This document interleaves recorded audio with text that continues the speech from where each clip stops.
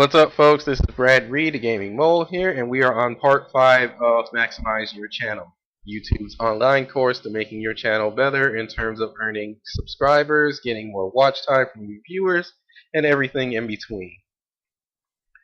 Now, lesson 4 and 4 talked about how to make your channel look pretty in terms of having nice organized pictures, making sure that they're clear and crisp, and things of that nature. This lesson, however, talks about tagging your videos and making use of your popular videos in such a way that you earn more subscribers and earn more watch time. But we are going back to looking at our YouTube channel again to get a different view of our YouTube channel, and that's to look at our playlist and what's popular and what's not. Now, if you actually take a look at my channel, I organize my channel videos in terms of what's popular and what I'm currently playing now, and try to organize it in a way that works. Now, but first, talking about tagging. Tagging is generally you label your videos just like you label photos. Well, label various pictures on your desktop or various music files. Same thing with videos, if you actually do that. But it's the thing at the bottom under your channel description when you're uploading videos or making edits to your videos. So you could say, if you're uploading Tales of Symphonia video, you would tag it like Tales of Symphonia, like boss fight, whatever, and then you would put that in there. Now that's generally enough to get your point across and to get people that type in key search words to find your video. But if you want to take the extra mile and try and throw in more related tags, you can say you did a no damage video of a boss fight, you could throw in saying no damage, or say it's this, like these characters are involved, or this is a solo or a challenge video. You can put those in your tags as well. So you want to make relevant tags to your videos, and you want to keep it relevant. What you don't want to do is make unnecessary tags, such as saying like, oh, like cool, or surfing, or something completely pointless like, oh well, Apple, when it has nothing to do with the video whatsoever. And I know a few people that actually do that and said that they're just going to do that just for fun. But what I ended up finding out, and this was actually after I became a partner and I read the YouTube handbook, was that doing stuff like that actually goes against the terms of service for YouTube. And if you're caught violating it a certain number of times, they can actually take away a couple of your privileges because you did that. So that's something you definitely need to watch out for. You always want to make your tags relevant, but you don't want to overkill it, and you don't want to make these unnecessary tags so that a person that searches ends up posting this comment, like making all these complaints saying like, oh well, I made a search for this, but this video came up first. Like, why is that? It's annoying to the viewer, and it really just kills your potential subscribers and your potential watch time.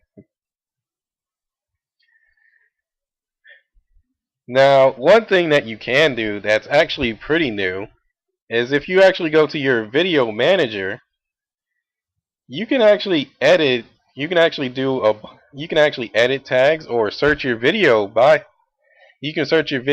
tags just by going through your video manager. So if you're looking for, say, a particular boss fight or this particular game, you could just type in that search keyword and search your videos by that particular tag alone. And all the videos that contain that tag will turn up.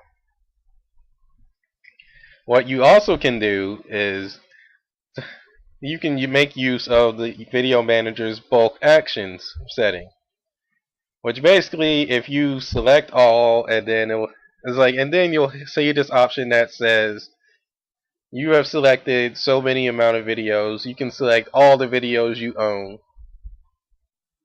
And so you would click that option and it will select all videos that you currently have on your YouTube profile, on your YouTube account.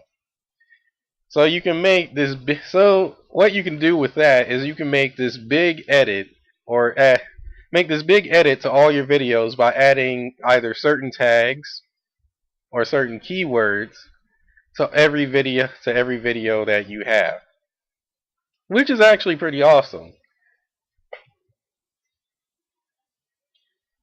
Now, the reason why I talked about tagging first is because this goes back to designing your YouTube channel, and this is where you're going to generally have a lot of control.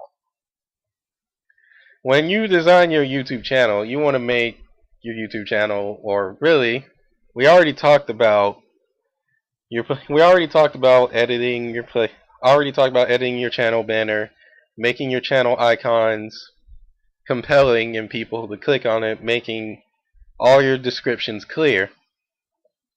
This time we're going to focus on what to actually add to your YouTube channel. And generally, you want to go by what your popular videos are, in terms of what playlists to add or what videos to add there. So what I did to my YouTube channel, in terms of playlists, the first thing that is at the top of my YouTube channel is recent uploads. So the last 6 videos, the way I have it set up, the last 6 videos that were uploaded are on my recent uploads. And then I have a random playlist, and this is generally what I'm playing now. I have the Okami playlist listed right under that. Under that, I have popular uploads.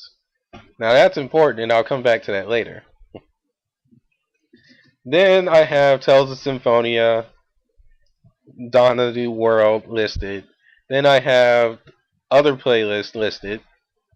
And I have Sonic Unleashed, Bakugan, Dust and Elysian Tale, Mega Man X Command Mission, and Bakugan Defenders of the Core.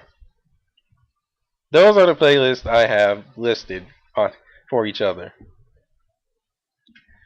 Now, if I go based off my popularity on what playlist to upload or to have listed on my channel, according to my popularity, Tales of Symphonia Dawn of the New World has no business on the channel, considering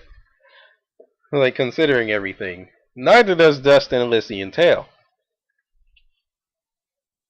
This is because, according to my top 10 most popular videos, and according to my most popular videos that I see right away, none of those videos that are even closely relevant to that are listed. So I might want to remove those two sets of playlists and put something else that I know people want to watch and will click. But I also want to make sure that things are ordered in such a way that a lot of people they don't have to scroll down so much. Because as I said before, people these days have a very short attention span. And in a lot of cases, this applies here. Because if you say, like, oh, well, that's at the bottom of my YouTube channel, Like, say they were looking for Bakugan Defenders of the Core but couldn't find the playlist, I would say, like, oh, that's at the bottom of my YouTube channel. They would be like, ah, it's like, you would sometimes get responses saying, I'm not scrolling down there. And honestly, it is a stupid response, but it's pretty much pretty much a truth of what people will say. They're not, a lot of people just refuse to scroll down a certain amount. So you want to order your playlist in such a way that a person doesn't have to scroll down or doesn't have to doesn't have to make too hard of a search for a certain particular playlist. You also want to keep it based on popularity, and you also want to keep in mind of what you want your viewers to see. So, Tales of Symphonia Dawn of a New World, maybe I do want my viewers to see that, so they don't focus just on one particular set of videos, and try to make that popular as well. But it's a hit and miss, and it's generally up to each individual's decision. With that said, that ends Lesson 5. When we get to Lesson 6 is going to make a review of everything that we've learned in the past 2 weeks, and I'll see you there. This is Brad Reed, the Gaming Mole, signing off. Thanks for watching.